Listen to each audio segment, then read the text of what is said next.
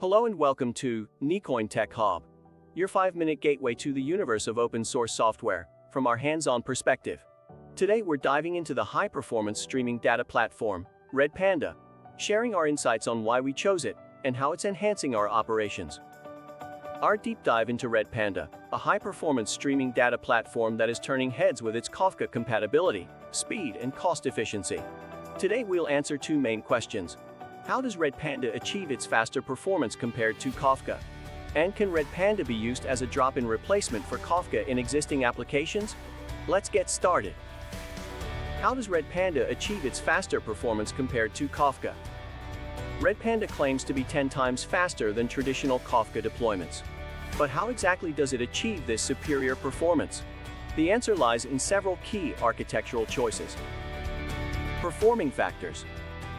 First, Redpanda uses a zero-copy architecture, minimizing the number of memory copies required when processing data. This reduces CPU usage and improves performance.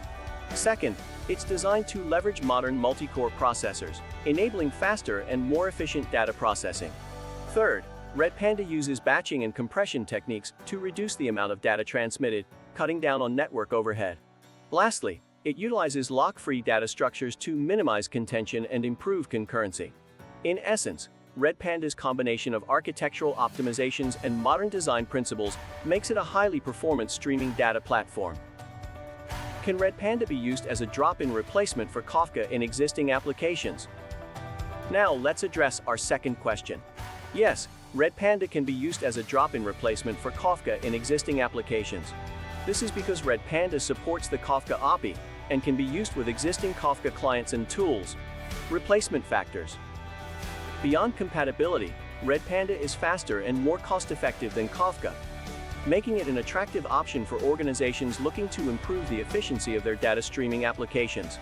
However, while Redpanda is Kafka compatible, there may be some differences in behavior or functionality between the two platforms.